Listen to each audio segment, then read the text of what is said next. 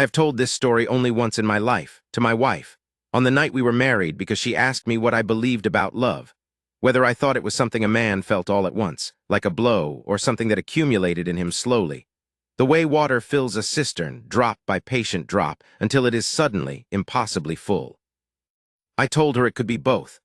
I told her I had watched it happen to the most feared man in 4 counties, and that the watching had undone me, a little in the way that witnessing great and true things tends to undo a man who has spent his life with contracts and precedent and the measured architecture of the law. She had asked me what I meant by undone, and I had said I meant that it revised his assumptions, not dramatically, not all at once, but in the way that prolonged exposure to something genuine revises assumptions, quietly and from the inside, without any single moment you can point to and say, "There, that is the moment I changed." My name is Thomas Ashby. I was for 12 years the private barrister and closest friend of Edmund Alastair Vane, the 7th Duke of Marveth. I say was only because he no longer requires a barrister. He requires, these days, only his wife and his children and the wide, honest hills of the Marveth estate, which he tends with a ferocity of attention that once, in the years I am about to describe, he reserved entirely for one woman who never knew he existed. This is the story of those years. I will tell it as plainly as I can, though I confess the plainness will slip here and there, because some of what passed between them was not plain at all, but was instead as oblique and aching and specifically human as anything I have ever had the privilege to witness. I have tried to be faithful to the facts of it. I have tried to be faithful, too, to the feeling of it, which was a feeling I can only describe as the sensation of watching a man carry something precious across a very long distance without once setting it down. Begin with the debts. Not his debts. His money was, in the matter of debts, an absolute sovereign. Nothing touched it. The Marveth estate was 3,000 acres of good land in the Midlands, well managed, profitably tenanted, with a house that had been built in the reign of the 2nd George and maintained with a rigor that Edmund brought to all his material responsibilities. His debts were not financial.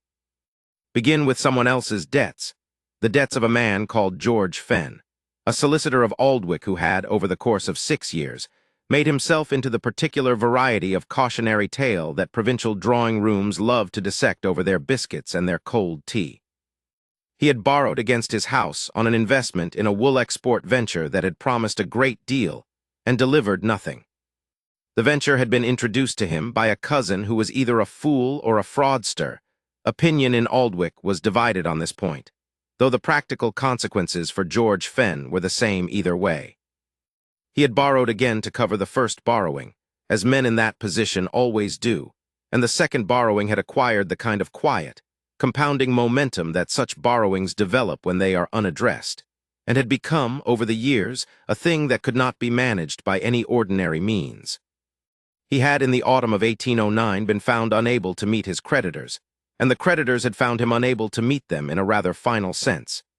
He had died of an apoplectic episode in his study, at his desk, on a Tuesday morning in October with his papers all around him, which the coroner's jury noted with what seemed to me, when I reviewed the files later at Edmund's request, a certain unfeeling neatness. As if the man had at least had the consideration to die near the evidence of what had killed him. He left behind a wife who died of grief, or more precisely of pneumonia exacerbated by grief, in the following January. A winter death, cold and quick, the kind that comes for people who have stopped fighting for reasons that are not medical, and he left behind 2 daughters.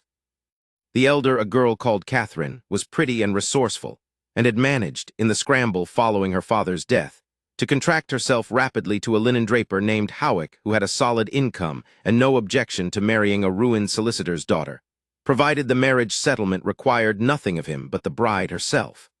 Catherine was, by all accounts I have gathered, content enough in her way.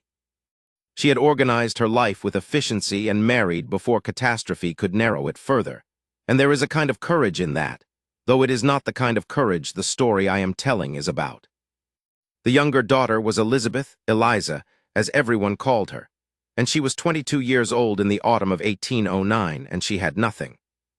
I do not mean she had nothing in the way that people sometimes say it of a young woman of reduced circumstances, suggesting a kind of romantic poverty that is really only a temporary embarrassment before the hero arrives. I mean she had, in practical terms, no money, no house, No connections that would open their doors to a ruined solicitor's daughter without a settlement to offer. And no skills beyond the education a provincial solicitor had thought proper for a daughter he expected to marry comfortably before she was 20. She could play the pianoforte with genuine feeling, if not with remarkable technique. She could read in 3 languages, English, French, and as it happened, Latin, well beyond the standard expected of a woman of her position, because she was the kind of person for whom reading was not an accomplishment but a hunger, and hunger is not easily contained by social expectation. She could write a clean, precise letter. She could manage household accounts with accuracy and without complaint. She could, I came to understand later, identify the significant detail in any situation she was placed in with a quickness that was not luck but method. These skills, the Latin, the household accounts, the quickness, were not the skills the marriage market of 1809 was organized to value. They were, however, the skills that led, in the year following her parents' deaths, to her engagement as a paid companion to a widow in Aldwick named Mrs. Hartwell, who was elderly and kind in the distracted way of elderly people who are primarily focused on their own comfort, but who are not at their core unkind.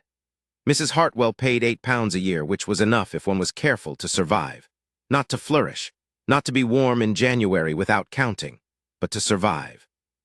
This is where I come into it, or rather where Edmund came into it and brought me with him. I had known Edmund since we were boys at school together, in the way that you know the one other person at school who is also, fundamentally, out of place. Not socially, Edmund's position had been correct from birth, and I was the son of a prosperous enough attorney to be within the school's acceptable range, but temperamentally. We were both people who observed rather than performed, who thought before speaking and then sometimes thought again, who found the social architecture of a school of 200 boys slightly exhausting even when we navigated it correctly. We recognized something in each other early, and the recognition had the quality of all real recognitions, which is that once made it became one of the fixed points by which you navigated everything else.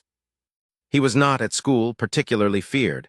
That came later, with the title and the height and the particular quality of silence he had always had, which in a schoolboy reads as odd and in a duke reads as formidable. He was serious and solitary and given to long silences that the other boys misread as arrogance, and which were in fact, as I came to understand over many years, simply the natural register of a mind that moved more slowly and carefully than most, but arrived, when it arrived, at conclusions of remarkable precision. He arrived always somewhere real. He became the Duke of Marveth at the age of 23, when his father died of a fever that moved quickly.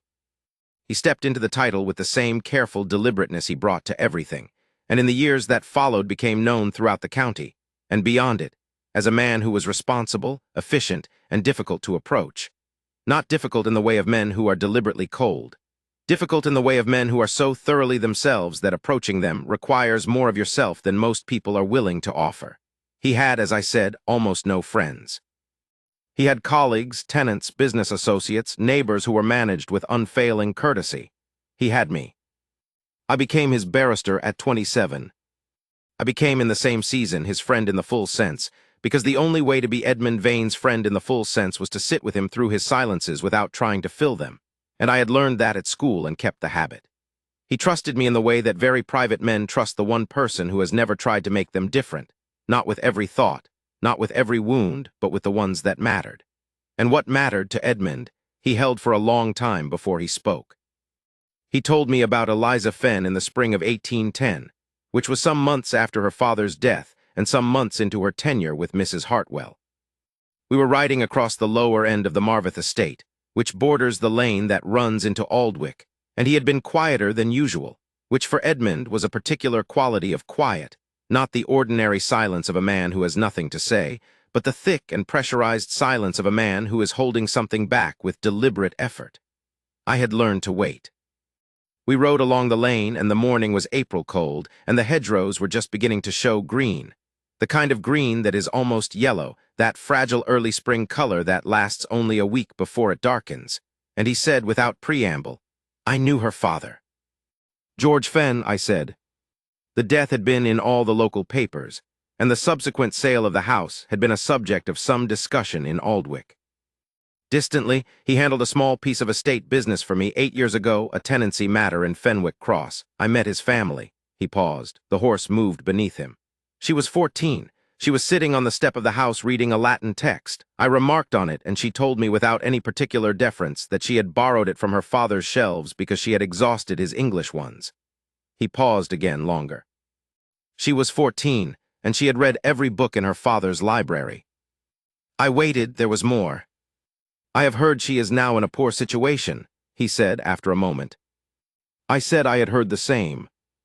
Mrs. Hartwell was decent by all accounts, and the position of paid companion was not the worst a young woman of no resources could arrive at, though it was not comfortable and it was not secure. He nodded and said nothing further on the matter, and we rode back, and I filed it in my memory alongside all the other things Edmund had told me and then not continued, which I had learned meant he was still deciding whether to continue, and that the continuing might take some time. It took 2 weeks.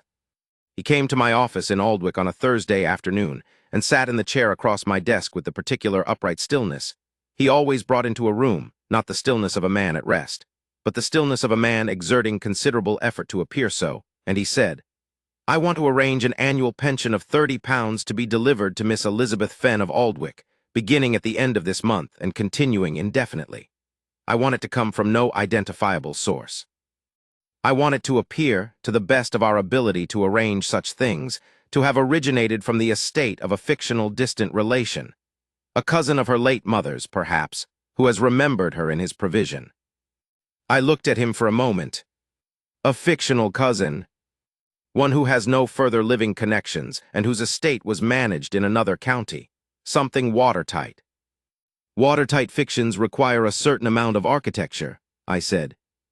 You are an architect of considerable skill, he said. There was the very faintest quality of dry confidence in it, which was the closest Edmund came to a joke. I was, as it happened, not without skill in this area. I had arranged stranger things for stranger reasons. I designed the fiction with the care I brought to any instrument I wanted to stand up under scrutiny. A distant cousin named Holt, a bachelor who had died in Dorset in the autumn of 1809, and whose solicitor had been diligent in honoring his small list of bequests, of which Miss Elizabeth Fenn, daughter of his late cousin Margaret Holt, who had married a Mr. George Fenn of Aldwych, was one. I briefed a genuine firm of solicitors in Dorchester, men I knew to be discreet and professional, and they agreed, for a reasonable fee and a promise of continued engagement, to serve as the correspondent address for the Holt estate's small affairs. £30 per annum delivered quarterly by banker's draft. The story was thorough. The fiction was solid. The pension was delivered for the first time in the last week of April 1810. Eliza Fenn received it with what her employer, Mrs. Hartwell, described to a mutual acquaintance as quiet relief and a great deal of dignified composure. She had not wept, which Mrs. Hartwell found admirable, possibly more admirable than it was, because not weeping at 22 over £30 a year, that means you will not have to beg a decent meal, requires more of a person than Mrs. Hartwell may have understood. She had written a letter of thanks to the solicitors in Dorset, who were a genuine firm I had briefed carefully. The firm acknowledged the bequest with appropriate solemnity and a warmth I had specifically requested they include, because a fictional cousin's estate should behave with human feeling as well as legal precision. The matter rested. Edmund never mentioned it to me again. Not that month, not in the year that followed, not in the several years after that. He had told me about it once as a thing he was doing, and the telling seemed to close the matter as far as he was concerned. It was arranged, it was in place, it was doing what it was meant to do, and what more was there to say? I was not to bring it up. I understood this without being told. The thing he was doing had a particular character that did not invite discussion, which was the character of something being held very carefully and very privately, not because it was shameful, but because it was too significant to be casual about. But I watched him. I watched him over the years that followed with the attention of a man who is being trusted with something that is not entirely explained to him, and who feels the weight of that trust even in its silences. I watched the way he tracked her fortunes through the local intelligence that arrived naturally to a duke's table, who had married, who had moved, what Mrs. Hartwell's household was doing, how the companion was getting on, whether the companion had been seen at the assembly or the church fair or in the market square, and in what apparent state of health and spirits she had been seen. This intelligence came to Edmund unsolicited. Because the Marvith estate was the dominant fact of the local economy and news about the neighborhood came to him the way water comes to a low place, naturally, without anyone specifically intending it. He processed this intelligence with no particular expression and retained it without apparent effort. I knew he retained it because things he mentioned in passing months later revealed a precise and detailed knowledge of Miss Fenn's circumstances that could only have come from careful attention to everything he heard. He knew, in 1811, that Mrs. Hartwell had suffered a mild stroke that had reduced her ability to manage her household affairs, and that Eliza Fenn had subsequently taken on considerably more responsibility, including the management of a household account that had been in some disarray.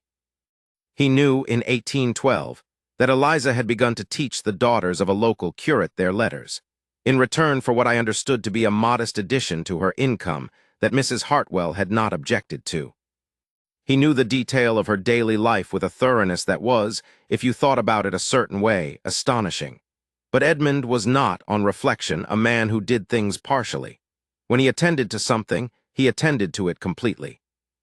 In the autumn of 1811, I received instructions to raise the annual pension to £35. This time he explained the reason. Mrs. Hartwell's medical expenses had increased following the stroke, and the household economy had tightened in ways that would otherwise require Eliza to economize on necessities she should not have to economize on.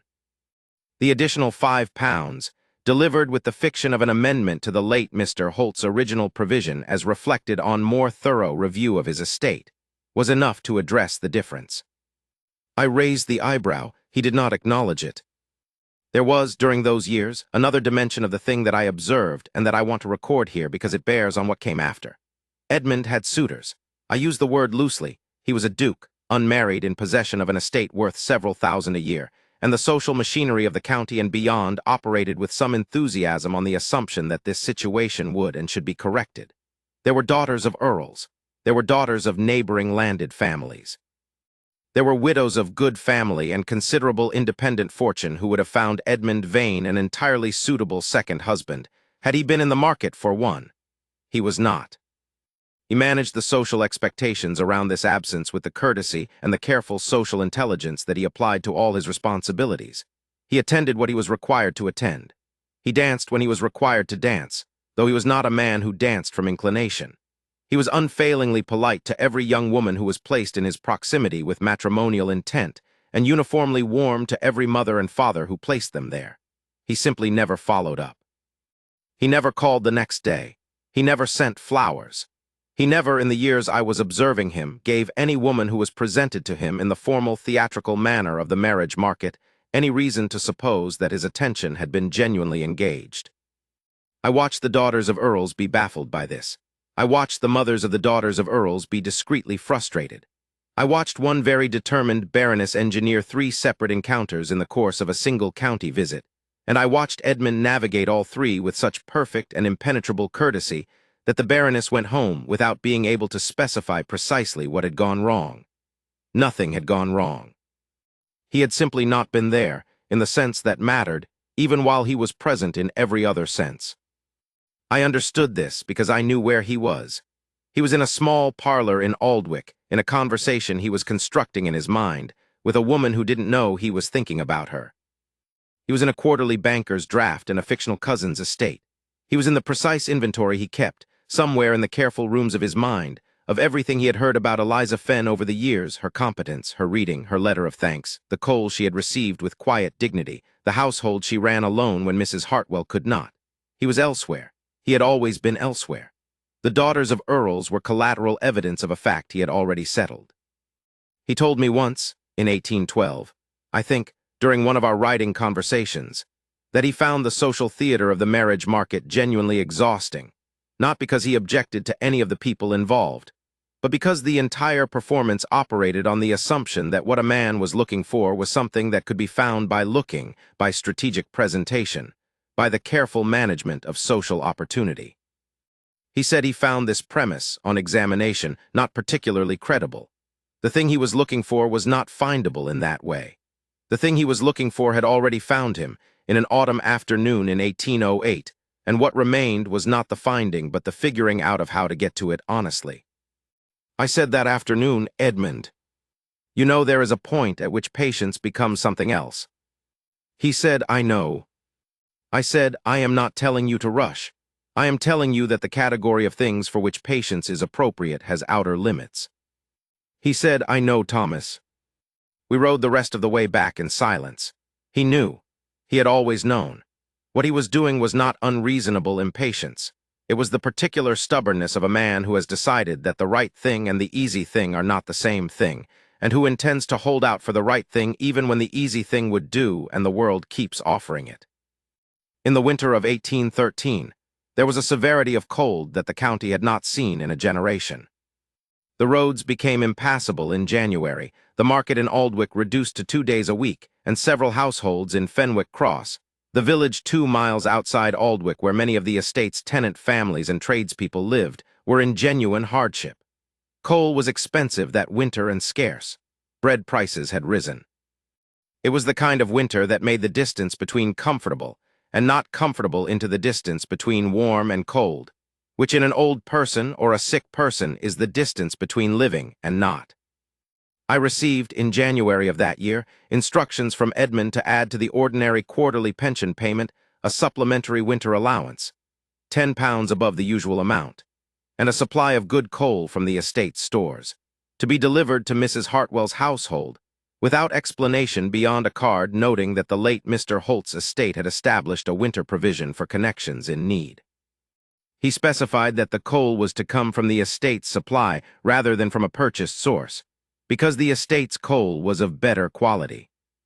He specified also that 3 other households in Fenwick Cross, whose need I had identified, were to receive a similar delivery, attributed to the estate's standard charitable provision, so that the delivery to Mrs. Hartwell's house would not appear singular. I thought this was particularly careful of him. He was protecting her from the appearance of being singled out. He was protecting her from the speculation that might follow if only her household received such a visit. The coal arrived at Mrs. Hartwell's house on a Thursday morning in January. I was told later by the boy who drove the cart that Miss Fenn had come to the door herself when the delivery arrived. It was early morning and the housemaid had not yet answered the knock, and had stood in the doorway, still in her house dress, and looked at the load with an expression the boy described as something like quiet. She had asked who sent it. He had told her what he had been instructed to say. She had nodded. She had thanked him by name, which he mentioned with some surprise, as if being thanked by name was unusual. She had gone back inside. I reported this to Edmund at our next meeting. He was looking out the window of his study at the park, which was frozen and gray that January, the ground visible under a thin skin of ice, the trees bare and black against a sky that was the color of dirty wool. He said, "Good." He said nothing further. The fire in the grate was very good, Marveth Cole, and the study was warm, and I sat with him in his silence for a while and thought about the particular shape of what he was doing, which was loving a woman he had decided, for reasons he had not fully shared with me, he could not yet approach, and so was loving her in the only way he had allowed himself, in cold deliveries and quarterly drafts, and the maintenance of a watertight fictional cousin who had never existed. It was, I thought, a remarkably specific form of love. It was also, I thought, a remarkably lonely one. I asked him that winter, it was February, I think, and the roads had eased enough to ride, why he had not called on her. He was the Duke of Marveth. She was a paid companion. The asymmetry was entirely in his favor, socially speaking. There was nothing, no practical obstruction I could identify, no impediment of rank or family or prior engagement, to prevent him from riding into Aldwick and presenting himself at Mrs. Hartwell's door. He was quiet for a long time. Then he said, she would know then that the money was from me. And that would be a problem, I said. She would feel she had to receive my attentions as a form of gratitude, he said, or she would refuse them out of pride. Either way, what passes between us would not be honest. He paused. I watched my mother spend 30 years in a marriage she had entered as a girl of 19 who had been grateful to be chosen by a titled man when she was not certain she deserved to be chosen by anyone. That gratitude was the thing she could never get out from under. It fixed the terms of everything that came after. I said nothing. He had never spoken of his parents directly to me. He continued, still looking at the park. I will not arrange those terms with this woman, not gratitude as the foundation, not obligation as the frame. When I meet her, when she knows me, I want the knowing to be free." "You want her to have nothing to be grateful for?" I said. "When you meet her." "I want her to be free," he said, "when we meet." It was the most he had said about it in 3 years. I did not push. I stored it alongside all the other things he had told me that were shaped like the outline of a feeling rather than the feeling itself, and I left him at his window, looking out at his frozen park, and I rode home through February cold and thought about it all the way. The years moved forward. Mrs. Hartwell's health fluctuated, better in the summers, worse in the winters, as is the way with old people whose constitution has learned to negotiate with climate. In 1814, she had a good year, and there was even, for a brief stretch in the summer, talk of her undertaking a visit to relatives in Bath, a plan that was eventually abandoned on medical advice. Eliza Fenn remained her companion through the fluctuations, adaptable and reliable, her role expanding and contracting in response to what was needed. I know that in 1814 she attended at least 2 assemblies in Aldwych. Edmund knew this too, and that she danced at one of them with a young man whose name I did not record because it seemed irrelevant, who asked her only the once, because he was kind and she was available, and that she had returned to her chair at the wall when the dance was over and sat for the rest of the evening, which was not, I thought, the behavior of a woman who had found the dancing partner particularly memorable. Edmund had been at that February assembly. He had mentioned it to me in passing. He had come to Aldwych on a state business and had stopped briefly at the assembly rooms for reasons I had not pressed him on. He had been there for perhaps an hour. He had not danced. He had, I am quite certain, identified Eliza Fenn in the room by the description he carried in his precise internal inventory of her, and had watched her in the careful and unobtrusive way he did everything. He had left before the evening's end. I had been with him for part of it, and then left separately, and I had watched him watching the room with the characteristic stillness that meant his attention was fixed on something specific. He had not asked me what I thought of her having seen her. He had not mentioned her name. We had driven back in companionable silence and parted at the gate, and that was that. In 1814, Eliza attended at least 2 assemblies in Aldwych. The first was in February, the second in June. I know the details of the February one more precisely, because Edmund had been at it. He had come to Aldwych on estate business. There was a dispute about a boundary line along the eastern edge of the Marveth properties that had required his presence for 2 days, and on the second evening, having concluded the matter, he had attended the assembly rooms for what he afterward described to me as a brief stop. He had been there an hour, perhaps slightly more. He had been with me for part of it, and I had been watching him watch the room. The assembly rooms in Aldwych were not the grandest rooms in the county, but they had a kind of provincial warmth that I found agreeable, and Edmund had never commented on in any direction, which meant he either did not find them particularly unpleasant or was reserving his commentary. The room held perhaps 80 people that February evening, which was a respectable attendance given the cold, and the candlelight was very fine, as it always is in rooms where the candlelight has to do the work that better buildings do with architecture. I saw her before Edmund pointed her out to me. She was on the far side of the room, near the long windows, in a gray dress that was good quality and plainly cut, and she was sitting with Mrs. Hartwell on the row of chairs along the wall, and she was doing what I had been told she did, observing with the quiet intensity of someone who is present in a room as a participant, but who is also, simultaneously, thinking about something that has nothing to do with the room. She was there and she was somewhere else at the same time, in the way of intelligent people who are not sufficiently occupied by their surroundings. Edmund was standing near me when I first saw her. He had been talking to a magistrate about the boundary dispute, the kind of conversation that required his full competence but not his full attention. And then his attention shifted, quietly and completely, in the way that I had learned meant it was no longer available for the magistrate, and I followed the direction of it across the room, and I saw Eliza Fenn. He did not approach her. I had not expected him to. The approach was not part of his arrangement with himself at that point. But I had not fully appreciated until that February evening what it cost him to be in the same room with her and not approach. It cost him more than I would have estimated. He managed it with his characteristic containment. He was never visibly uncomfortable, never transparently preoccupied, but I knew the face, and the face was working harder than usual. She was asked to dance once. a young man I recognized as the son of a local farmer, probably 19 or 20, with the kind of decent, uncomplicated courage that leads young men to ask quiet, older women to dance out of a benevolent impulse. She accepted. They danced together with a formality that was comfortable rather than stiff. She danced well, with the ease of someone for whom the physical memory of the steps was automatic. The young man said something to her during the dance, and she replied, and I could not hear what either of them said, but I could see from his expression that whatever she had said was more interesting than he had expected. She returned to her chair when the set ended. She sat with Mrs. Hartwell for the rest of the evening. She did not dance again. Edmund and I left about 11 o'clock. We rode back to Marvith in the February cold, and he said nothing until we were nearly at the gate, and then he said, "She dances with her whole attention." I said I had noticed. He said she was thinking about something entirely unrelated to the dance while she was dancing, and she still danced correctly. That's an unusual quality. I said it was. He said nothing more. We parted at the gate, and I rode home, and I thought about what he had said, which was not about the dancing. It was about the attention. He had been watching her closely enough to observe the quality of her attention from across a room in candlelight, which told me something about the quality of his.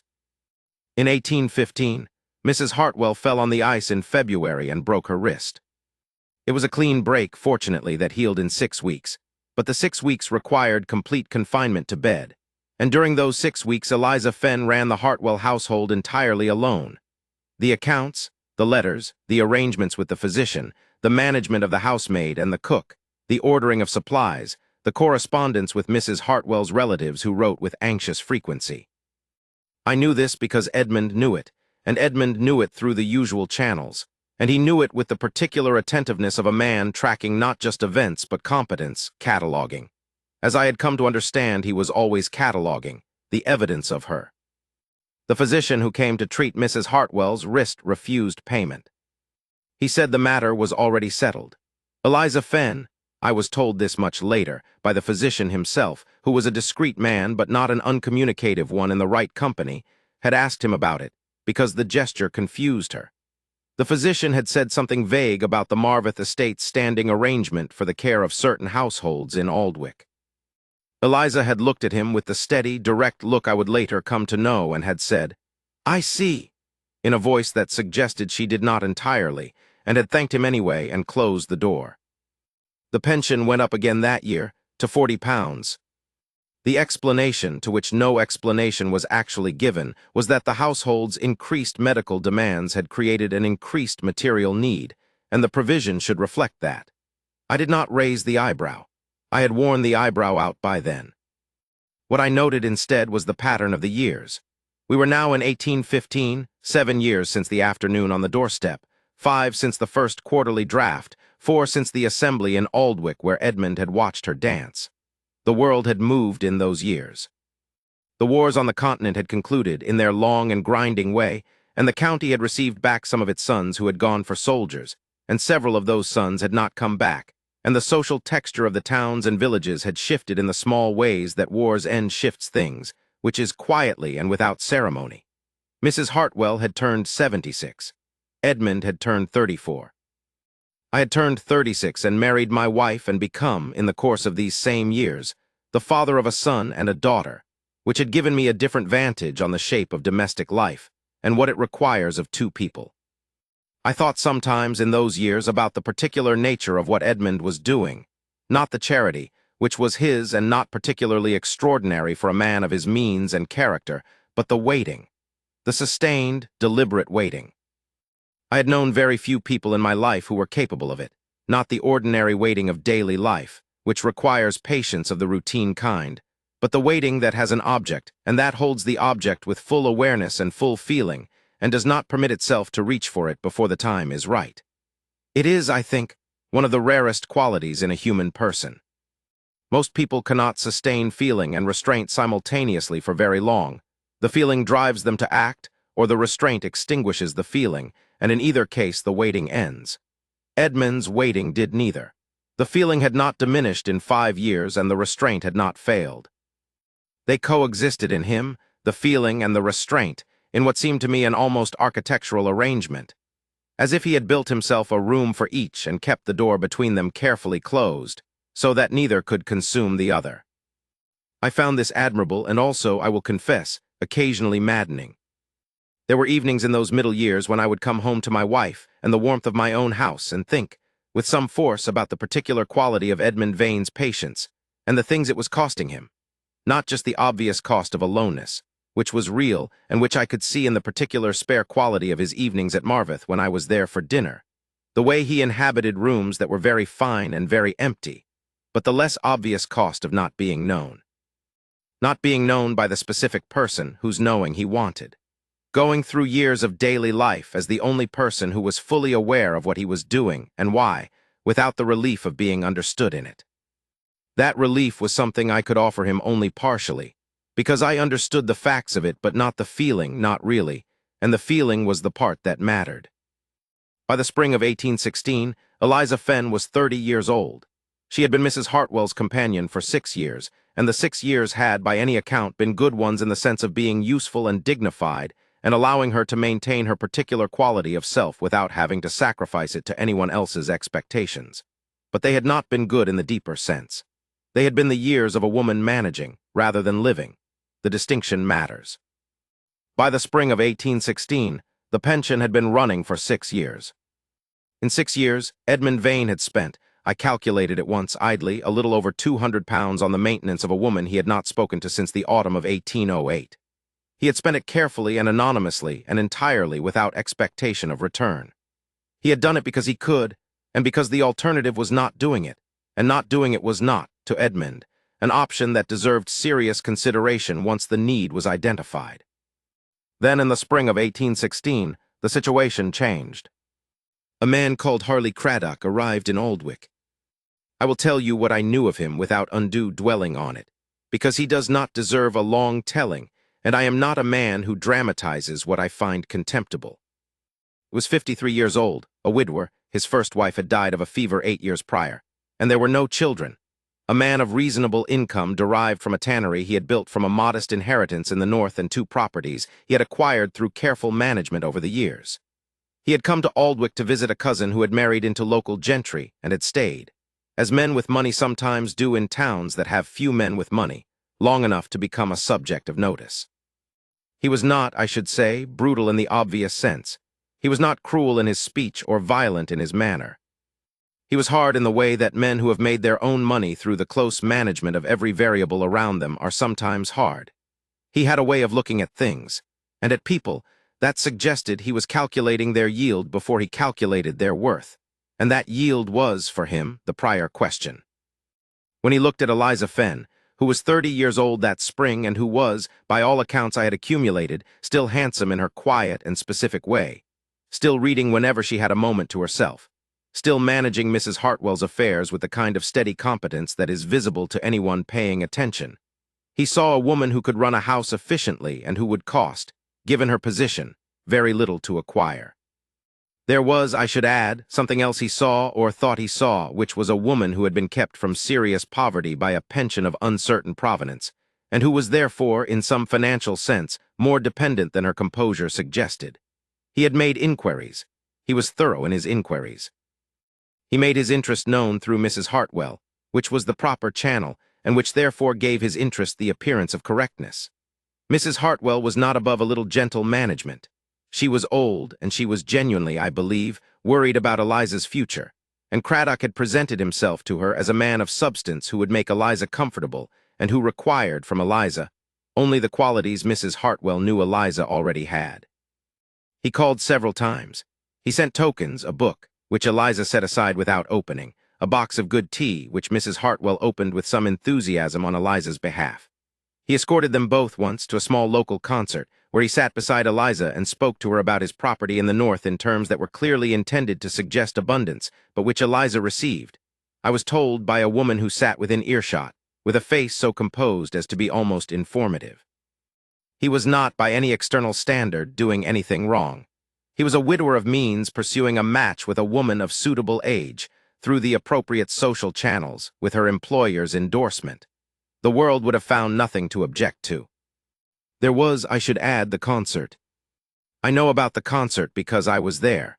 not with Edmund, who was at Marvith that evening, but because it was a public event in Aldwych, and I had come to Aldwych for estate business and had stayed for the music, which was a local quartet of reasonable accomplishment playing Haydn in the assembly rooms.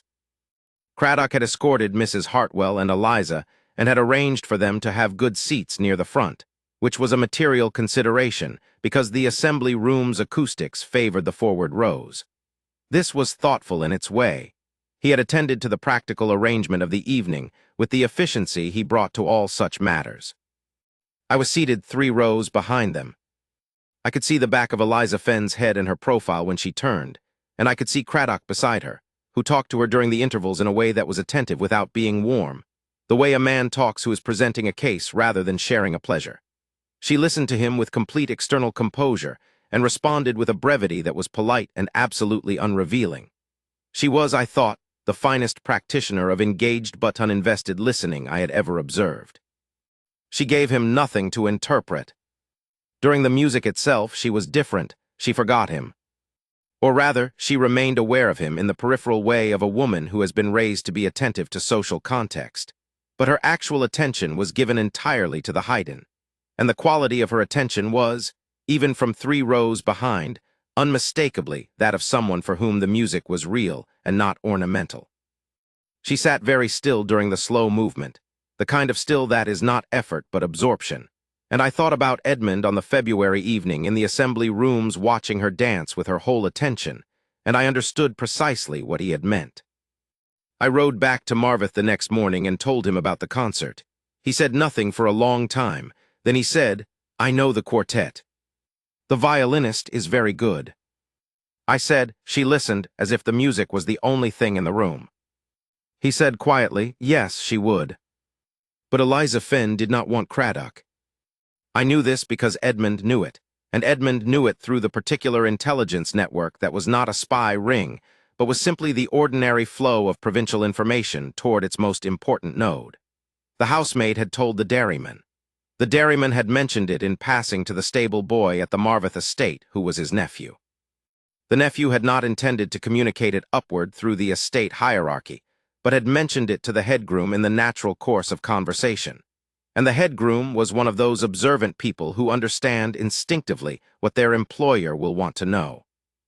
By a route that was organic rather than organized, Edmund knew that Miss Fenn had twice set Craddock's tokens aside unopened, and had once, in the housemaid's hearing, told Mrs. Hartwell plainly that she could not in honesty encourage a gentleman whose company she did not find she could welcome. Mrs. Hartwell had said that comfort was worth a little encouragement. Eliza had said that comfort purchased at the cost of honesty was not the kind of comfort she intended to purchase. She had not, as far as I could determine, told Mrs. Hartwell about the Holt pension. She had not, apparently, considered it relevant to the discussion. She was not going to marry Harley Craddock, and the reason was not financial, and that was, it seemed, all she was willing to say on the subject. Edmund came to my office on a Wednesday in April of 1816. He came, which was unusual. He generally sent for me to come to him. He sat down in the chair across my desk, and he said nothing for a while, and I let him be nothing for a while, which was our way, and then he said, without preamble, "You know about Craddock." "I do," I said. "He has spoken to a solicitor in Aldwych about Miss Fenn's financial position," he said. "The solicitor he consulted is not the one I use in that town, but they share an office, and there was enough exchange of information to concern me. Craddock knows about the Holt pension. He knows it exists, and he knows it is quarterly, and he knows the approximate amount. He has been exploring." Edmund paused. The word he chose next was careful, with the specific precision of a man who has already mapped the legal territory thoroughly. "He has been exploring whether there is any residual claim he might make on the estate, as the future husband of a beneficiary, if the terms of the pension were voluntarily extended or amended." I felt a cold settle in me that was not related to the April morning. "That is a serious misreading of the instrument," I said. "A deliberate one, I think," Edmund said. "He has no case under the instrument as written, but the purpose of the inquiry is not to construct a legal argument. The purpose is to suggest to Miss Fenn, through whatever channel the information reaches her, which may be Mrs. Hartwell, or the solicitor's office, or Craddock himself, that her pension is less secure than she believes, and that a husband with his resources would make the entire matter irrelevant and more comfortable." I looked at him across the desk. He was looking at a point somewhere to the left of my shoulder, which was where he looked when he was holding something at arm's length in order to see it without the distortion of feeling too close to it. "He wants to make her afraid," I said. "He wants her to understand that her situation is precarious and that he is the remedy," Edmund said. "He is not wrong that her situation is precarious. He is wrong that he is the remedy." "I can close this avenue in 3 days," I said. "I can put a response in front of his solicitor that will end the inquiry completely. The instrument is watertight." "I know," Edmund said. "Do it." I said, "And then?" He said nothing for a moment. He was still looking at the point to the left of my shoulder. Then he said, "And then I want to call on her." I put my pen down. I had been holding it without writing anything since he sat down, a habit I had that I did not particularly notice, but which Edmund had once remarked upon as suggesting I was waiting to record something official. This was not an official matter. I set the pen down on the desk and looked at him. "Then call on her," I said. "I want the Craddock matter resolved first," he said. "I don't want there to be any overlap. I don't want to arrive at her door the day after Craddock's Avenue closes and have her be grateful for that. I want her to understand when I speak to her that what I am saying has nothing to do with Craddock. That I am not there because someone threatened her and I am removing the threat. I am there because—" He stopped. He began again. "Because I have been not there for 7 years, and I have reached the end of my tolerance for that particular arrangement." The last sentence was as close as Edmund ever came to a declaration. I noted it carefully. "I will close Craddock's inquiry by Friday," I said, "and then, in your own time, you should call on her." He nodded. "Edmund," I said. He looked at me directly, not to the left. "Are you going to tell her about the pension?" He was very still for a moment. Then he said, "Yes, I am going to tell her everything." I nodded. I believed him. It was the only way it could work. I spent 3 days on the legal matter, and it was thorough work well done. Craddock's solicitor was not a fool. The inquiry had been kept carefully in the territory of exploration rather than assertion, so there was nothing he had done that was technically improper, which meant there was nothing I could accuse him of. But the instrument I had written 7 years ago was, as I have said, watertight, and when I put my formal response in front of the solicitor with the appropriate precision and clarity paragraph by paragraph, clause by clause, with citations to the instruments and precedents that governed such bequests, every avenue Craddock had imagined was closed. The pension was not transferable. It was not subject to marital claim by any spouse of the beneficiary.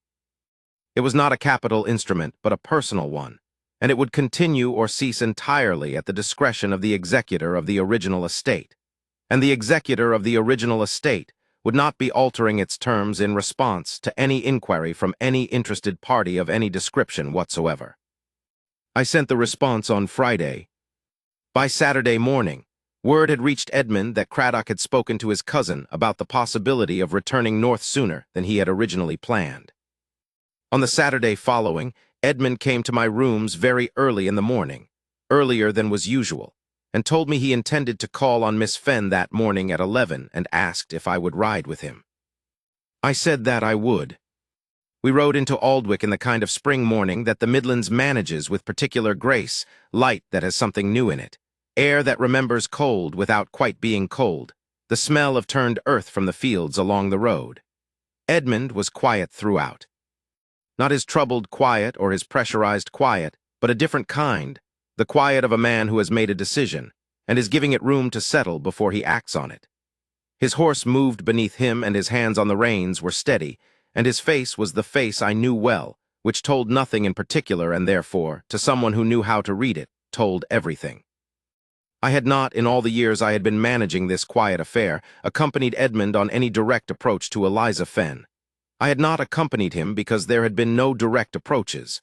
But he had asked me to come today, and I understood, though he did not say it, that he wanted a witness. Not for any legal purpose and not for any social one. He wanted someone who had been with him through the years of it to be there at the end of the years of it, in whatever form the end took. I was honored by the request, though I did not say so, because that was not the kind of thing Edmund and I said to each other. We arrived at Mrs. Hartwell's house at 11 in the morning. It was a decent house, narrow-fronted brick, in a terrace near the market square, and it was well kept in the particular way of a house that is managed by someone who cares about its maintenance and has the practical intelligence to manage it without much money. fresh curtains in the upper windows. The step recently whitened, so white it was almost luminous in the spring light. The brass knocker polished to a brightness that I found, on examination, oddly moving. It was the knocker of a woman who attended to small things, because small things are the ones you can control. Edmund knocked. His knock was what his knocks always were, measured and precise, neither tentative nor excessive. A man's knock that conveyed presence without aggression. A housemaid opened the door. She was young, not the same one I had been receiving intelligence from, who must have moved on in the previous year, but a younger girl who looked at Edmund's card with the particular expression young housemaids adopt when confronted with something above their experience, and went away quickly. She came back to tell us that Mrs. Hartwell was indisposed this morning, but that Miss Fenn would receive the Duke's Grace and Mr. Ashby in the parlor, if the gentleman would be pleased to wait. The gentleman would be pleased. We waited in a narrow hall that smelled of beeswax and dried lavender, and very faintly of coffee from somewhere deeper in the house. Edmund stood very straight and very still. I stood beside him. Neither of us spoke. There was a barometer on the wall that had been there long enough to have darkened at its edges, and a small oval mirror above the half-table, and a coat hook on which hung a woman's winter pelisse in dark wool that was neat but not new. I noted the pelisse with the involuntary attention of a man who has been calculating, for years, the material reality of another person's circumstances. Then the parlor door opened, and Eliza Fenn came out. I had formed, over the years of this long, careful watch, a fairly detailed picture of her. She was dark-haired, Mrs. Hartwell's housemaid had said, and quiet in her manner, and had a kind of direct look in her eyes that people sometimes found unsettling, as if she were looking at you more precisely than you had consented to be looked at. The picture was accurate and also, as all pictures constructed from description are, entirely insufficient for the actual woman. She was 30 years old, and she was not remarkable if you were looking for the kind of beauty that announces itself immediately and demands a particular response. She was dark-haired, as described, with her hair arranged with a plainness that was clearly habitual rather than studied, a few strands loose at the temples. Her dress was gray, a good plain gray, well maintained. Her hands, as she walked out of the parlor, were quiet at her sides. And she moved with a quality I can only describe as occupancy, the quality of a person who is entirely present in whatever space they occupy, who does not diminish in response to circumstance or expand in response to opportunity, but simply is, with a consistency that is, I found, rather compelling to witness. She looked at Edmund. She looked at me, she said, "Your Grace, Mr. Ashby, please come in." Her voice was steady. Her expression was welcoming without being performing. She had no idea, none, I am quite certain, why the Duke of Marveth and his barrister were standing in Mrs. Hartwell's narrow hall at 11 in the morning, but she was receiving the situation with the same direct equanimity I was already beginning to understand was simply her way. We went into the parlor. It was small and tidy, and had a fire that was doing an honest job against the spring chill, and a pianoforte against one wall with music on the stand. The Beethoven sonata that had come to England a few years prior, which I recognized, and a window seat with a cushion that had been recently sat on, and a small table with a book on it face down, which was the evidence of interrupted reading. She gestured us to chairs and remained standing herself, near the fire, with the composure of a woman who had been managing other people's rooms for 6 years, and had learned to meet whatever came through the door while keeping her own footing. Edmund said, "Miss Fenn, I apologize for calling without more specific notice. I hope the intrusion is not unwelcome." "It is not unwelcome, Your Grace," she said. She looked at him steadily. "You are the Duke of Marveth, you have that privilege." There was nothing arch in it. She was simply acknowledging the social fact. He received it with a nod as a social fact. "I have a matter I wish to discuss with you," he said. "It is of some personal significance, and I would prefer to speak plainly if you will permit it." "I am not," she said, with the faintest shadow of dry humor, so faint that only someone looking for it would catch it, accustomed to much else. He almost smiled. I saw it, a movement in the corner of his mouth, brief and controlled, but there, the particular movement that in Edmund constituted the outward evidence of genuine amusement. He said, "I knew your father. Slightly, he managed a small piece of estate business for me 8 years ago, a tenancy matter in Fenwick Cross. I met your family briefly at that time." He paused. You were sitting on the step of the house reading a Latin text. Something moved in her face, not distress, but attention. The kind of attention that precedes recognition. She was looking at him as if he were a piece of a puzzle she had not known was incomplete. "I remember," she said, "you remarked on the book." "I did." "You asked if I read Latin regularly," she said. "I told you I had read everything else on my father's shelves and that Latin was what remained. I thought you seemed mildly surprised, for a man who one would expect to have encountered educated women before. But then you nodded and went back inside, and I returned to my Latin, and I assumed that was the end of it." "For you it was," he said. "For my part, it was not quite the end." The room was very quiet. She waited. She was good at waiting, better, I thought, than most people her age who have not had occasion to learn it, and she waited with a quality that was not passive but was instead a form of active attention, the kind that gives the other person precisely the room they need and no more. "I want to tell you something," he said, "and I want to tell it to you directly because I have not been direct with you heretofore, and the indirectness was deliberate, and I intend to explain the reason. But I am aware that what I am about to tell you is significant, and I want you to have all of it, so that whatever you make of it afterward is a response to the truth and not to a partial account." She said, "I am listening, Your Grace." He said it plainly, the way he had told me he would, and the plainness was complete. "When your father died and you were left in a poor situation, I arranged for a pension of £30 to be delivered to you annually through a legal fiction, a supposed distant cousin of your mother's, a Mr. Holt of Dorset, whose estate I created for the purpose and whose solicitors were real men I briefed to maintain the correspondence. The Holt estate does not exist. The cousin did not exist. The pension has been mine, and it has been running for 6 years, and I arranged it because you were alone, and because I had the means to address the situation, and I could not in conscience not address it." The silence that followed was the most specific silence I have ever sat in. It was the silence of a woman receiving information that reorganized a significant portion of her understanding of her own life. Not just the financial portion, though that was considerable, but the portion that concerned the question of who had been looking at her, and why, and from how far away, and for how long. She was still, her hands were still. Her face, the face I had imagined from descriptions, and was now seeing directly for the first time, was, for a moment, doing something very interior and very private, something that was not expressed in any particular movement, but was expressed in its stillness, the way that deep water is expressed in its surface. Then she said very quietly, "The coal." "Yes," Edmund said. "In January 1813, the winter with the heavy snow. I came to the door in the morning and there was a cart." "Yes." "I wrote a letter," she said, "to the solicitors in Dorset. I thanked Mr. Holt's estate for the provision. I wrote it carefully because I wanted to be sure my gratitude was adequately expressed." A pause. The solicitors wrote back. "I know," Edmund said. "I read the letter." She looked at him. Something went across her face that was not quite a feeling I could name, and not quite an expression I had a word for. It was the expression of a person discovering that something they did in privacy, something they did as a small act of human decency toward someone they would never meet, had in fact been witnessed, and by someone they were now standing in front of. "The letter I wrote," she said slowly, "was very ordinary."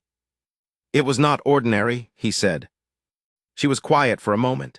Then she looked away, not in distress, but in the way of someone who needs a pocket of private space, even in a room with others, to hold something that has just been placed in their hands. When she looked back, her face was clear and her voice was steady, though it had a quality in it that had not been there before, a quality of controlled depth, like a river that looks still from the bank and is moving fast beneath the surface. 7 years, she said. "Yes." "You have been the good stranger for 7 years," she said. "I invented you. I thought about you, about the imaginary Mr. Holt. I made him old and kind and without family. I thought about what kind of man would remember my mother and provide for her daughter without ceremony or expectation. I built a person." She paused. "You are not that person." "No," he said. "You are not old." "No." "And you are not," she stopped. She began again. "You have a great deal of power, and you are not, from any external evidence, without the capacity for expectation." "On the contrary," he said, "I have had no expectation. What I have had is a feeling, which is a different thing, and which I have been managing from a distance for 6 years with the intention of not making it into your problem until I was certain I could offer it to you honestly." She looked at him with the direct look I had heard described, the look that was, in person, simply the look of someone paying genuine attention. "What do you mean by honestly?" she said. He said, "I mean without the weight of what has come before pressing on what comes now. I did not want to arrive at your door as the man who had been keeping you, even charitably, even anonymously. I did not want your knowledge of what I had done to be the ground you were standing on when you met me. I wanted you to meet me on flat ground." He paused. "I am aware that I am telling you the thing I was trying to avoid, which means the ground is not flat. I am telling it to you anyway because I have run out of honest alternatives." She absorbed this for a long time. The fire burned. The music on the stand stirred in some very slight movement of air. Outside the window, the Aldwych Market Square was going about its Saturday morning with the ordinary business of a market town in spring. The sound of a cart on cobblestones. A woman's voice calling to someone across the way. The reliable, ordinary noise of a world that had been entirely unremarkable to Eliza Fenn for 6 years, and which was, in the moment, probably very far from her primary attention. She said, "Why are you telling me now, at this particular moment?" He said, "A man named Craddock has been making inquiries intended to suggest to you that the pension you rely on is less secure than you believe, and that his practical assistance would make the matter irrelevant. I have closed that avenue through Mr. Ashby's instrument, and it will not be reopened. But the closing made the truth of the pension unavoidable, and I had determined some time ago that the truth would be better given to you by me, directly, than arrived at by you through some other route." A pause, then she said, "Craddock told you about this, or Mr. Ashby discovered it?" "Mr. Ashby maintains an awareness of matters that bear on the estate's interests," Edmund said. She glanced at me with the recalibrating look. I offered a small nod. She returned her attention to Edmund. "And having told me," she said, "what do you intend?" He said, without hesitation, "To tell you the rest." "Then tell me," she said. He told her. He told it in the plain and orderly way that Edmund brought to all disclosures, beginning at the beginning, moving through the middle, arriving at the end. He told her about the assembly in February of 1814, and that he had been there and had seen her. He told her about the physician in 1815, who had come because he had arranged for the physician to be available to households in Aldwych that were connected to the estate's charitable accounts. He told her that he had known, in some general form, the shape of her life over the 6 years, through the ordinary flow of provincial information, and that he had attended to this information carefully. He told her that his reason for waiting, for not approaching her while the pension was running, was exactly what he had said, that he did not want gratitude to be the ground between them, and that he had understood this as a risk he was taking, the risk that waiting too long would narrow her options to the point where meeting him freely became impossible. He said at the end of it, "I am aware that this account is not a simple thing to receive. I am aware that it may strike you as intrusive or presumptuous or both. I am not asking for any particular response. I am telling you what is true so that what passes between us, going forward if anything does, is not built on a secret I am keeping from you." She was quiet for a long time. Then she said, very carefully, in the tone of a woman who has been sorting something and has arrived at the significant piece, "You waited because you did not want me to feel obligated." "Yes. You thought that if I knew, I might accept your attentions out of gratitude rather than anything honest." "Yes. And your means of addressing that concern," she said, "was to be secretly kind to me for 7 years in a way that, once disclosed, has placed me in precisely the situation you were trying to avoid, which is the situation of knowing that the most powerful man in the county has been quietly sustaining my life, and is now standing in my employer's parlor." He was still for a moment. Then he said, "Yes, I am aware of the paradox." She looked at him steadily. "That is," she said, "a very particular way of caring about someone." "It is the only way I know how," he said. She looked at him for a long time. I was sitting in my corner of the room, and I was aware of being somewhere I had no official business to be and of not leaving, because I was, as I said, the witness. And this was the thing I had been witnessing for 7 years, and I was not going to look away at the end of it. She said, "I have been in this house for 6 years, Your Grace. I have managed Mrs. Hartwell's accounts and her letters and her medical appointments. I have read every book she owns, which took 2 years because she has a great many. I have played the pianoforte in the evenings alone for myself because there was no one else who required it. I have had very little that was mine in those years, very few things that were chosen rather than managed, very few conversations that were about anything other than what needed to be done. She paused. I had thought the particular quality of that life, the particular loneliness of it, was invisible. It was not visible, he said. I only imagined it. And you imagined correctly, she said. I did. She said, what would you ask for if you were asking? He said, the chance to be known by you, not the chance to be chosen or to be approved of or to have the weight of what I have done considered in my favor. The chance to be encountered, honestly, without premeditation, at whatever speed and in whatever degree you find tolerable. She said, you are aware that I am 30 years old and have no settlement and no social consequence. I am aware, he said. And that whatever society thinks of a duke who calls regularly on a paid companion in her employer's small parlor will be considerably more pointed than what it would think of a duke who does most other things. I have been aware for a number of years, Edmund said, with a very slight quality in his voice that I can only describe as the sound of a man arriving at a feeling he had been carrying for a long time, of what society thinks.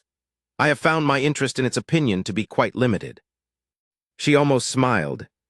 The corner of her mouth moved in a way that was very small and very specific, and that I realized, watching with much more attention than was probably appropriate. She said, I would like to ask you several things, and I would like some time, a few minutes, to be extremely surprised before I ask them. Of course, he said. She sat down in the chair nearest the fire, not, I noticed, in any of the formal chairs, but in the one nearest the warmth, and she was quiet for 3 minutes. I counted. Edmund did not move. He stood in the middle of the room with his hands at his sides, and he gave her the 3 minutes the way he gave people time in general, which was completely and without apparent impatience, because Edmund was not actually a patient man in the ordinary sense, but he was very good at giving other people the space they needed, which is a different and better quality. Then she looked up and said, the book I was reading, the afternoon you came, do you remember what it was? He said, Ovid, the Metamorphoses, the story of Philemon and Baucis. She looked at him steadily. You remember specifically. I remember specifically. She said, why do you remember specifically? He said, because it was specific. Because you told me you had read every book in your father's library and the Latin was what remained, and because, he stopped. He was honest. Because you were 14 years old and reading Ovid on a doorstep, and you said it as if it were the most ordinary thing in the world, which for you it apparently was, and I have not been able to forget it. She was quiet for a moment. Then she said, Philemon and Baucis are the couple who loved each other so long and so completely that when the gods came and offered them a wish, they asked not to be separated. Not for wealth or power, only not to be separated. She paused. When I received the first quarterly draft from the Holt estate, I thought about them. I thought about my imaginary old cousin who had remembered my mother, and I thought about what kind of person does a thing like that, remembers a connection no one would hold them responsible for remembering and does something kind about it. And I thought it was probably someone who understood loyalty, the particular kind of loyalty that doesn't announce itself. She looked at him. I was not entirely wrong. No, he said quietly. She said, you asked if you could be known by me. I want to know whether you are asking because you want something from me, or whether you are asking because you wish to offer something. He thought about this with the deliberateness he brought to all questions worth answering. Then he said, both, I think. But the offering comes first. She looked at him for a long time. Then she said, I would like it then if you would call again, if you are willing. I am willing, he said. She stood and offered her hand. He took it. The handshake was formal and brief and completely weighted, the weight of everything that had preceded it and everything that had not yet happened pressing into it from both sides, so that the ordinary social gesture became something else, something that was about the agreement between two people to be honest with each other, which is not a small agreement. We rode back to Marvith in silence that afternoon, which was the correct silence for it, not the pressurized silence of earlier years, but the silence of two people who have been present at something significant and who are still holding it. The April countryside was doing the thing it does in April, which is becoming spring while pretending to consider it, and the road home was pleasant in the way of roads through good country and good light, and neither of us spoke for some miles. Then Edmund said she remembered the book. Yes, I said. Philemon and Baucis, he said, and he said nothing more. I did not press him. There were things about what had passed in that parlor that I thought would take him a long time to fully understand, and there were things about it that I had already understood, sitting in my corner, that he would arrive at more slowly, because the understanding of being received honestly by someone you have held carefully and privately for 7 years is not a thing that resolves all at once. It resolves in layers over time, the way that any knowledge that arrives after long waiting resolves. First the fact of it, then the feeling of it, then the understanding of what the feeling has always been. He called again the following Thursday, and the one after that, and the one after that. I did not accompany him to those visits, because a man's courtship is not a legal matter and does not require a barrister's attendance. But Edmund reported to me afterward, because we were friends, and because 7 years of confiding in me on the matter had made the habit natural, and he seemed, in those Thursday afternoon meetings, to be accumulating things he needed to say aloud to someone who knew the whole length of the story. He reported to me this. She asked him questions. Not the questions one might have expected, not about the estate or his political connections or his family arrangements, or what she could expect from life at Marveth Hall. She asked him what he read and what he found in it that was worth the reading. She asked him whether the obligations of his position had ever felt like a confinement. She asked him what he found difficult about himself, not in the manner of a woman fishing for reassurance, but in the manner of someone who wanted a precise answer and was prepared to sit with an unsatisfying one if that was what the truth offered. She asked him on the third Thursday whether I was his only friend, and he had told her honestly that I was, and she had said that she had not had a real one either, and that she had found it a particular kind of loneliness, the loneliness of having no one to say the real things to, which was different from the loneliness of having no one around you. He told me this, and I said, "She is asking you things you haven't thought to ask yourself." He said, "She is asking things I had not thought to ask myself, and I am finding the answers require me to look at places I have not particularly looked before." "Is that uncomfortable?" I said.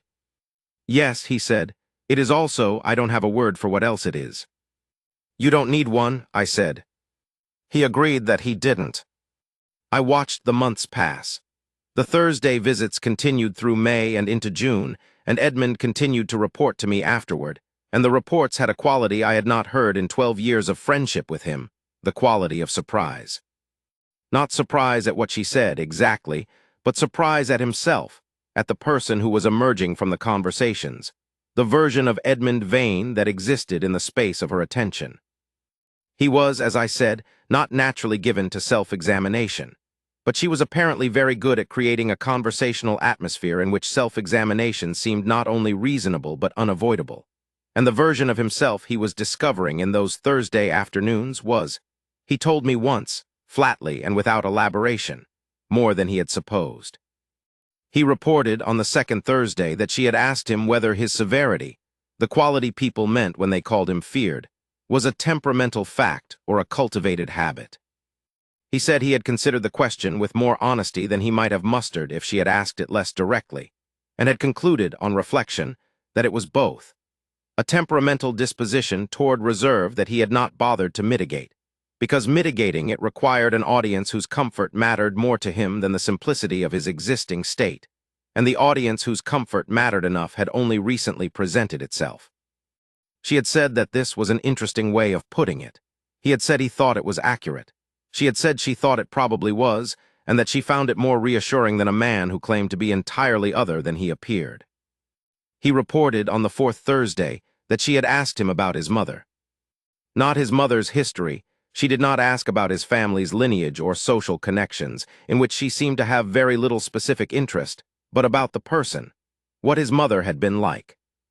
He had found, he told me, that he had more to say about her than he had supposed, and that saying it to someone who was listening with genuine interest rather than polite attention had produced a kind of unexpected relief, as if a door had been opened in a room that had been kept shut for a long time, and the air in the room had turned out to be better than the air in the corridor. She had told him about her mother, too. About the woman she remembered, not the woman who had died of grief in January 1810, but the woman before that, the woman who had kept a good house on a solicitor's income and had read to her daughters in the evenings, and had once, in a better year, taken them both to Bath for a fortnight and let them look at everything and eat everything, and had not told them to be careful in the way that careful people are told to be careful. She had been, Eliza said, a woman who knew how to be alive in a room without making anyone else feel they were in the way. He had said, "You are very much like her, I think." She had looked at him for a long moment. Then she had said, "That is the kindest thing anyone has said to me in a number of years." He had said, "It is simply accurate." She had said, "I know, that is why it is kind." He reported on the 6th Thursday that they had spent an hour discussing a book they had both read, a volume of essays on philosophy that had been circulating in educated households, and that Eliza had read in a borrowed copy and found mostly reasonable, except for one essay whose central premise she considered fundamentally mistaken.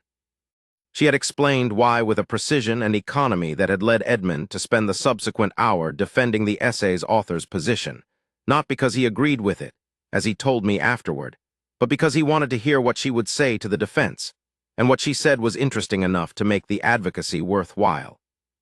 He said, in reporting this to me, "She argues the way she reads. She has already been to the end of it before she speaks. She knows what she thinks and she knows why she thinks it, and she does not mistake the map for the territory." I said, "You are happy." He was quiet for a moment, then he said, "Yes." It was the simplest thing he had ever told me in 12 years. He said it as if it were a geographical fact, accurate, modest, requiring no elaboration. I said, "Good." In July he proposed. He told me about it after the fact, which I confess mildly wounded my vanity as his oldest friend, but which I understood was correct. A proposal is not a thing that should have observers. He came to my rooms the morning after and sat in the chair across my desk, and I observed immediately that something about him was different, not dramatically, not in any way the uninformed eye would catch, but I had been watching Edmund Vane for 20 years and the difference was as clear to me as a shifted room, a furniture arrangement slightly changed. He was not looser or lighter. Edmund did not do loose or light. He was, as I decided after looking at him for a moment, settled. As if something that had been in motion for a very long time had arrived. I said, she said yes. He said, she said yes. I said, good. He said, she made me explain first the difference between waiting from a distance and being present in proximity. She said they were different forms of not knowing someone, and she wanted to understand which I was proposing to move toward. I said, and what did you tell her? He said, the truth, that I had not done the proximity before with anyone, and that I expected to do it badly to begin with and improve over time, and that I was committed to the improving whether or not the beginning was bad. I said, that sounds like you. He said, she said it sounded like someone who had thought about it carefully. I said, what did you say? He said, I said I had had 7 years. I sat with that for a moment. Then I said, Edmund, are you happy? He looked at me with the direct look that meant he was about to be more honest than usual. He said, I am something I don't have a word for. It is adjacent to happy. It is more than happy. It is the feeling of having done a thing you were afraid you had left too long, and finding that you had not left it too long, and the finding is so enormous that you cannot quite contain it, and so you appear very calm on the outside, because that is all you know how to do with large feelings. I said, I know. I've been watching you do it for 7 years. He said nothing. He looked at the desk for a moment. Then he said simply, thank you, Thomas, for all of it. He did not specify what all of it was. He did not need to. He had gone to call on her on a Thursday that happened to be warm and sunny, and she had been reading Mrs. Hartwell a letter from Catherine in York. Catherine wrote with entertaining specificity about York's social scene, and Eliza had been reading it to Mrs. Hartwell, and then the old woman had fallen asleep in her chair, as old women do in warm July rooms, and Eliza had set the letter down and looked at Edmund across the sleeping form of her employer and said, with no particular preamble, I think you are going to ask me something. He had said he was. She had said, then ask it. She'll sleep for an hour at least. He had asked her to marry him. He had asked in a way that was, he told me, the least oratorical sentence he had ever uttered, because he had determined somewhere in the Thursday visits that oratory was not what Eliza Fenn was listening for. She was listening for the plain thing, and the plain thing was, he wanted to spend his days with her.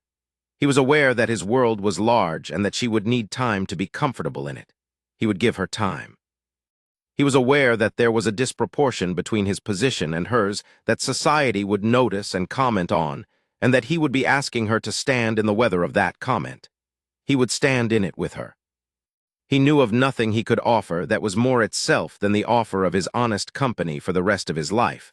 But he intended to offer that completely, without reservation, and he hoped she would find it worth receiving. She had said, "I have been thinking about Philemon and Baucis again."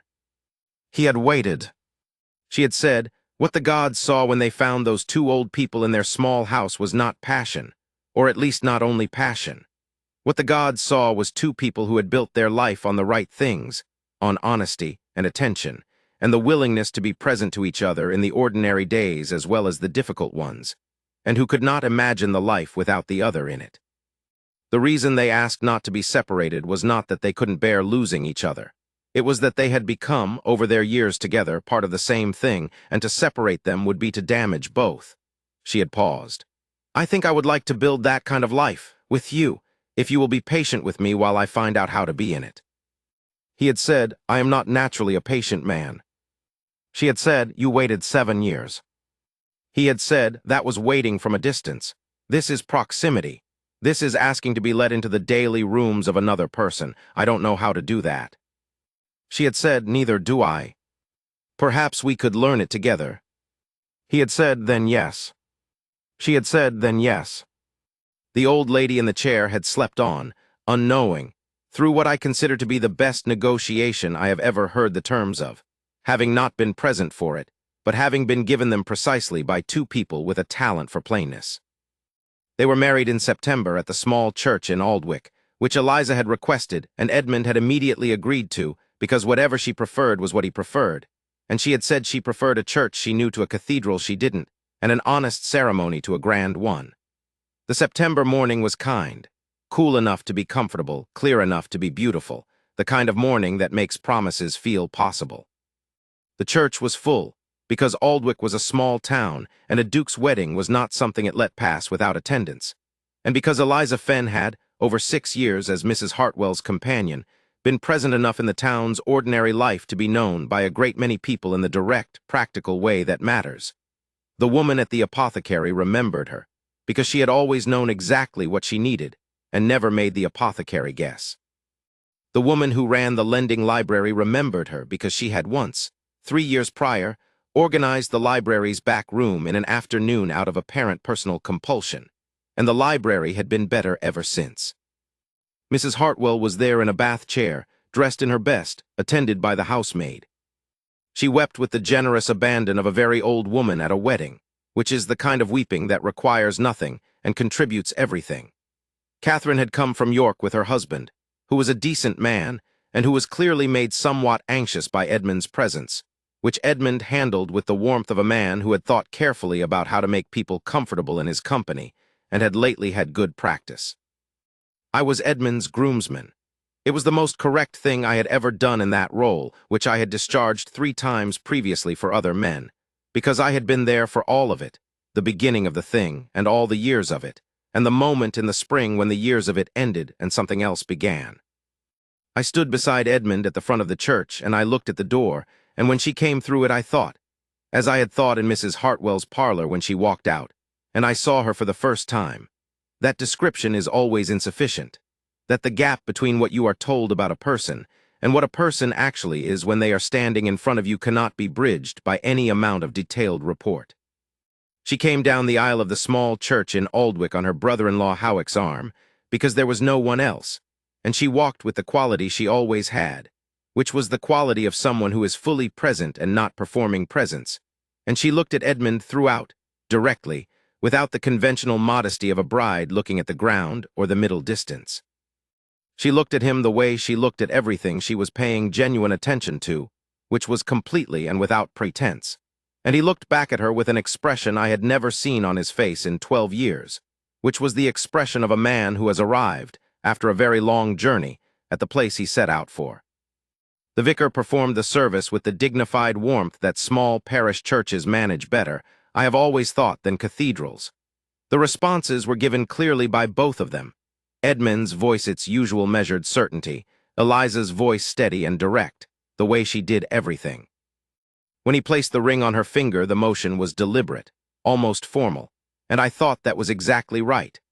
That, for Edmund Vane, the placing of a ring on this particular finger after 7 years was not a casual gesture but a significant one, and the deliberateness was not performance but acknowledgement of its own significance. The congregation, which was the whole of Aldwych who could fit, was very quiet. Even the people who had come simply because a duke was getting married, and it was something to see were, I thought, caught by the particular quality of what was happening, which was that two people were making promises they meant with a specificity that was somehow visible in the room. At the reception at Marveth Hall, which was as large and magnificent as the small church was simple and direct, I found myself, at some point in the evening, looking for Edmund and finding him at the far end of the long gallery, standing beside his wife, who was looking at the portraits. She was still in her cream silk wedding dress, which was simply cut and extremely well made, and she was looking at the line of Vane ancestors with the expression I recognized by then, the particular expression of serious, unperformative attention that was the most characteristic thing about her face. I stopped when I saw them. They had not seen me. I stayed where I was. She said, "Your grandfather looks severe." "He was," Edmund said. "Your father looks as though he is thinking about something he doesn't intend to mention." "He usually was." She was quiet for a moment, looking along the portraits. Then she said, "They all look as though they expect to be obeyed." They did. It was their primary expectation. She turned to look at him. She said, "Do you?"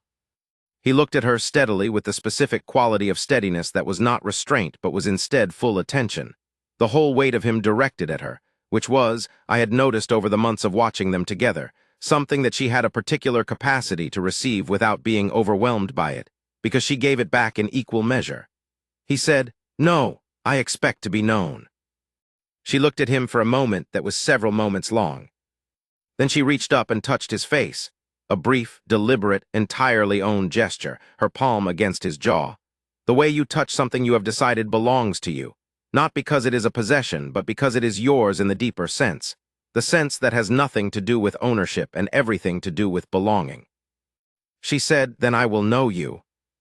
I turned around and walked back to the dining room and poured myself a glass of the Marveth wine, which was excellent, and I sat with it in a corner for a while and did not speak to anyone, which was unusual for me at a party but which the occasion seemed to require, and I thought about 7 years. I thought about the particular quality of what had just happened in the gallery, which was not a grand scene. It was not the scene you would write if you were writing a story about a feared duke and the woman he had quietly sustained for years and finally claimed. There was no society watching. There was no cruel audience to humble. There was only a long gallery and two people who had, through a route that no one would have designed but that had turned out to be the only route that worked, arrived at knowing each other honestly. The claiming had been her hand on his jaw. The acceptance had been his stillness under it. The whole of what they had become to each other was there in those two gestures, and it was not small, and it did not require a room full of witnesses, because the only witnesses who mattered were the people doing it. I thought about a coal delivery in January 1813, and a quarterly banker's draft and a fictional solicitor's office in Dorchester, and a woman who had thanked them all carefully in a letter that was not ordinary. I thought about an April morning in 1810, when a man had told me he wanted to arrange a thing for someone who didn't know he existed, and about the April morning in 1816, when he had told me he had reached the end of his tolerance for that arrangement. I thought about what it means to love someone with enough care to refuse to love them in a way that is not honest, and what that kind of love costs, and what it eventually earns. I thought about what I had said to my wife on our own wedding night, when she had asked me what I believed love was. I had told her it was both, the all-at-once blow and the slow accumulation. I had told her I had watched it happen. And I had watched it. I had watched every year of it, from the first Thursday in my office when Edmund had asked me to design a watertight fictional cousin to the September evening in the long gallery when his wife had touched his face with a directness that was not innocent of everything that had preceded it, but was entirely unencumbered by it. I had watched it, and it had been the most important thing I ever witnessed, in a life that had not been short on things worth witnessing. The estate is well tended now. The tenants in Fenwick Cross are warm in winter and have been since 1813, because the charitable provision Edmund established that January became permanent and increased every few years with the quiet efficiency of something maintained by someone who considers it non-negotiable. The house at Marveth, which Eliza had said when she first walked through it, was enormous and would take her years to be comfortable in. She was entirely at home in by the second spring, having reorganized the household accounts in the first autumn, the correspondence system in the winter, and the kitchen garden in the spring, all without fanfare and all, from what I understand from the staff, with the directness and good humor that made people want to work well for her. There are 3 children. The eldest is a girl of 9 who reads with the same focused intentionality her mother has, and who has, by all accounts, already exhausted the Marveth Library's English holdings and made her intentions clear regarding the French ones. The second is a boy of 7 who has Edmund's stillness and Eliza's quickness, which is a combination I find both formidable and charming in a child. The third is a girl of 5 who is, by common report, primarily interested in the horses and in asking questions that no one in the house knows how to answer. I had dinner at Marveth last autumn.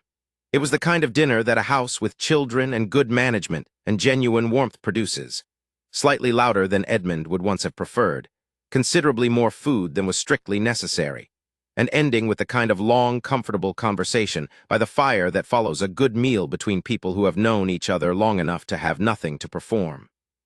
Edmund told me, at some point in the evening while the children were in bed and Eliza had gone to get her book, that he had been reading Ovid again. He said it the way a man says something that is both a confession and a statement of fact, plainly, without apology. I asked him which part. He said Philemon and Baucis, naturally. I said, and? He said, it is better now, reading it in a house with someone in it. I said, I imagine it is. He said, she read it to me last winter in the evenings while the children were asleep. She reads aloud very well. She always did, I said. He looked at me with the expression of a man receiving a reminder of something he already knows and finding no objection to the reminder. Yes, he said. She always did. Eliza came back with her book, and the fire burned, and the house around us was large and warm and inhabited in all its rooms. And Edmund Vane, the 7th Duke of Marveth, who had once been the most feared man in 4 counties and who was now, I thought, simply the happiest one, sat with his wife in the comfortable quiet of an evening in the house they had built together. And I sat across from them and drank my wine and was grateful that I had been there for all of it. That is the whole of it.